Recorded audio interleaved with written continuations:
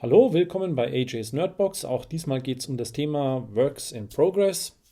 Kurze Inhaltsbeschreibung dieser Playlist wird sich auch irgendwann mal ergeben, wenn es sich herumgesprochen hat, worum es da geht.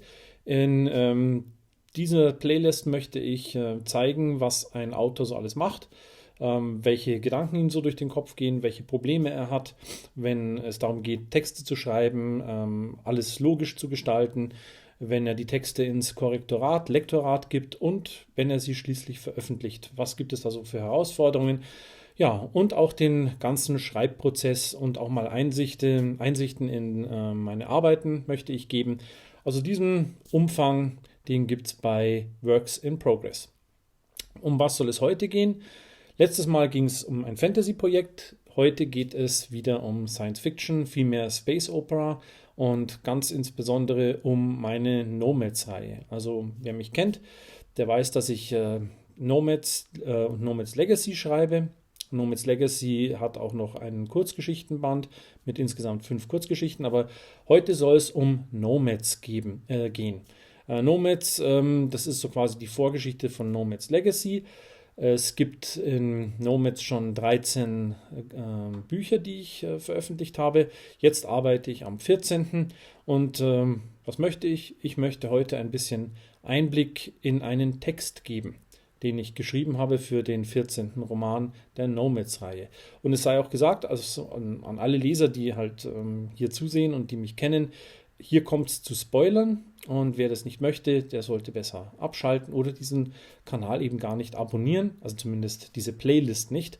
Ja, weil da gibt es Vorausblicke und Einsichten in die noch nicht veröffentlichten Bücher. Okay, und dann fange ich auch gleich mal an.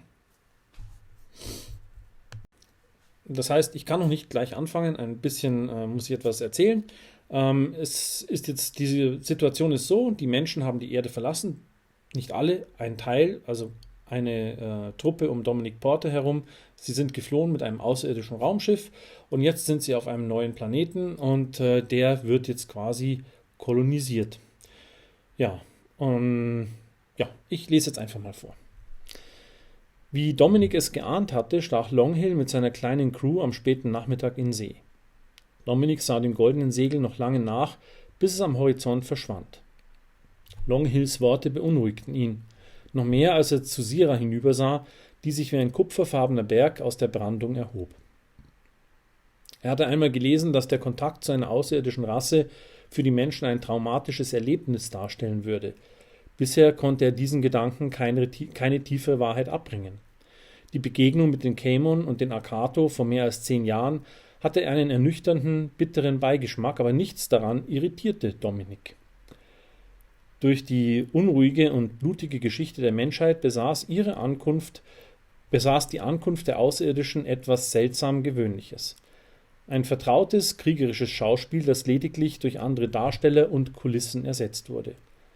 Aber die Oponi, die er bislang noch nicht zu Gesicht bekommen hatte, und dieses Schiff, mit dem sie jetzt angekommen sind, ist ein Oponi-Schiff, aber die Oponi, die er bislang noch nicht zu Gesicht bekommen hatte, schienen dem, was er an einer Begegnung mit Außerirdischen am traumatischen Gefühlen zu erwarten hatte, Nahrung zu geben.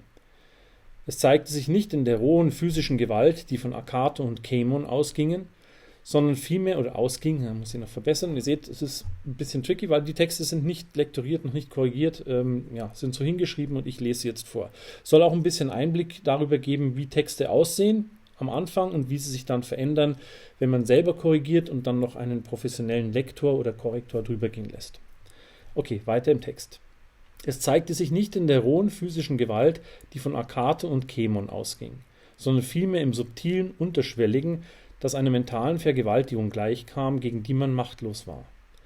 Andere verspürten diesen Übergriff bereits und schienen unterschiedlich darauf zu reagieren. Dominic wartete, dass etwas passierte, wovon er noch keine genaue Vorstellung hatte. Er kam sich vor wie bei einem unangenehmen Arztbesuch, bei dem man im Wartezimmer saß und unentwegt auf die Uhr blickte, bis man aufgerufen wurde.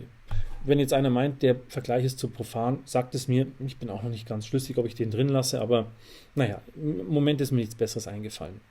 Während er in seinen Überlegungen versank, sah er Paco und Pete an Bord der Sira gehen. Er fühlte den Drang, sich mit den beiden über seine Gedanken auszutauschen und eilte am Strand entlang zum Einstieg in das Schiff, dessen Anwesenheit ihm mehr Unbehagen als Hoffnung bereitete. Im Inneren empfing die sakrale und erhabene Stimmung, die das Design des Schiffes bestimmte. Es hellte seine Gefühlswelt ein wenig auf, aber nur unwesentlich. Er horchte in die Stille und hörte Stimmen. Dominik fand Paco und Pete an einer Stelle des zentralen Korridors, an der Paco ab und an Zeit verbrachte, um durch die wabernden Kraftfelder zu blicken, hinter denen man Flugmaschinen sehen konnte, die Sira noch nicht freigegeben hatte.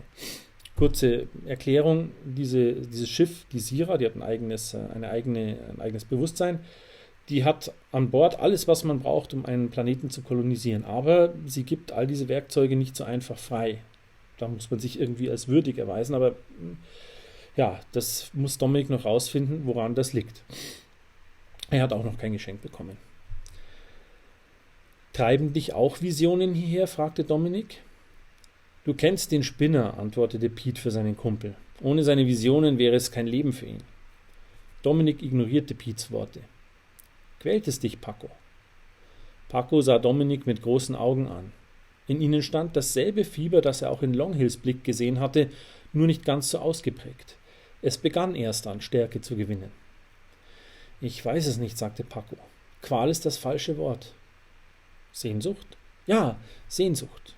Nach was? Paco schüttelte den Kopf. Ich werde es wissen. Klingt alles sehr vage. Sicher, dass du es willst? Ich werde es wollen. Mit diesen Worten trat Paco näher an das Kraftfeld heran und berührte es sanft mit den Fingern. Es wird sein, was immer ich mir gewünscht habe. Pete und Dominik wechselten einen vielsagenden. Als hätte es sie geahnt, kam Elena zu ihnen. Sie starrte ins Leere und Dominik war sofort bewusst, dass ein fremder Wille von ihr Besitz ergriffen hatte. Sira würde nun durch sie sprechen. Machst du die Menschen hier verrückt? Verlangte Dominik zu erfahren. Denkst du, ich raube ihnen den Verstand? Sagte Elena, die Dominik seltsam entrückt ansah. Die Färbung ihrer Augen wechselte zu einem dunklen Goldton. Ein Lächeln umspielte ihre Mundwinkel. Auf mich wirkt es so.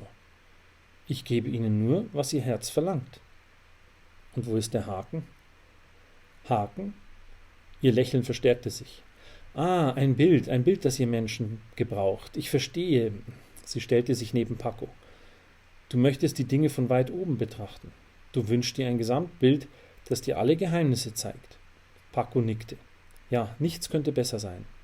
Pass auf, was du dir wünschst, warf Dominik ein. Elenas Stimme nahm einen energischen Ton an. Wer bist du, dass du dir anmaßt, die Tiefe und den Wert einer Sehnsucht zu beurteilen? Kannst du in seine Gedanken sehen? In sein Herz? Kannst du beides abschätzen? Wer bist du, dass du ungefragt in die Köpfe, ich dringe nicht in das Bewusstsein ein, fuhr Sira fort. Es ist genau andersherum. Die Gedanken und Gefühle umschwirren euch wie Bienen den Honig, um ein weiteres menschliches Bild zu gebrauchen. Ich tauche ein in diesen Schwarm, der mich in sich aufnimmt. Ich erfülle eure Sehnsüchte, ohne etwas dafür zu verlangen. Klingt selbstlos, ist es das? Du willst nichts für dich? Der Bruchteil des Zögerns bei Siras Antwort sprach Bände für Dominik. Ich habe eine Aufgabe, die will ich erfüllen. Das ist mir Lohn genug, behauptete Sira. Nach Dominiks Erfahrung war kein fühlendes Wesen ganz frei von eigennützigen Bestrebungen. Doch ehe Dominik weitere Einwände vorbringen konnte, schaltete Sira das Kraftfeld ab, das den Zugang zu den Flugmaschinen versperrte. Paco eilte ohne zu zögern ins Innere der freigegebenen Nische und betastete das insektenähnliche Fahrzeug, das darin stand. Es handelte sich um ein kleines Fluggerät, nicht größer als ein Zwei-Mann-Gleiter. Jetzt will ich auch so ein Ding, bemerkte Pete. Gibt es Geschenke für jeden? Fragte Dominik. Aber Sira war schon fort und hatte eine irritierte Elena zurückgelassen. Hast du mitbekommen, was passiert ist? Wollte Dominik wissen. Elena benötigte einige Augenblicke, um in die Gegenwart zurückzutauchen. Komisch. Elena benötigte einige Augenblicke, um in die Gegenwart zurückzukehren. Vielleicht ist es so besser. Ja, sagte sie, ich habe alles mitbekommen. Was ist dein Eindruck? Was sagt Sira mir nicht? Das kann ich dir nicht sagen. Dominik spürte, dass Elena log. Zum ersten Mal hatte sie ihm bewusst die Unwahrheit gesagt. So, also bis dahin. Also, ihr seht, das ist jetzt so ein Prototext, ich nenne es mal so. Das ist ein Text, da ist noch niemand drüber gegangen außer mir. Ich habe auch dann noch keine Korrekturen gemacht. Ich habe es auch gemerkt, okay, da habe ich einiges, was ich so runtergeschrieben habe, habe ich nicht drauf geachtet, auf Wiederholungen, die mag ich gar nicht, wie zum Beispiel hier, was ist dein Eindruck, was sagt Sirami nicht? Kann ich dir nicht sagen. Also zweimal sagen, es gefällt mir nicht, muss ich noch umändern. Und viele andere Kleinigkeiten, die hier und da den Stil etwas beeinflussen und ihn schlecht machen. Wie gesagt, es würde mich freuen, wenn ihr an meiner Arbeit Anteil nehmt, wenn ihr diesen Kanal, also diese Playlist abonniert und ja, mir dann auch hin und wieder mal sagt, was ihr davon haltet. Natürlich freue ich mich über ein Lob, das ist immer toll. Ich mag aber auch Kritikpunkte haben. Konstruktive Kritik bringt mich weiter und hat mir schon sehr viel geholfen.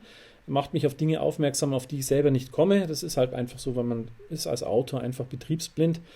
Ja, alle anderen Kommentare werden gelöscht, die nichts zur Sache tun und nur beleidigend sind. Hatte ich auch schon. Wie gesagt, ich möchte mich verbessern und ich will euch auch Anteil haben lassen an meiner Arbeit. Wen also Spoiler nicht stören, der kann hier gerne teilhaben. Der wird immer gut bedient. Also für diese Woche, ich habe ja gesagt, ich möchte ein wöchentliches Update machen über meine Arbeiten.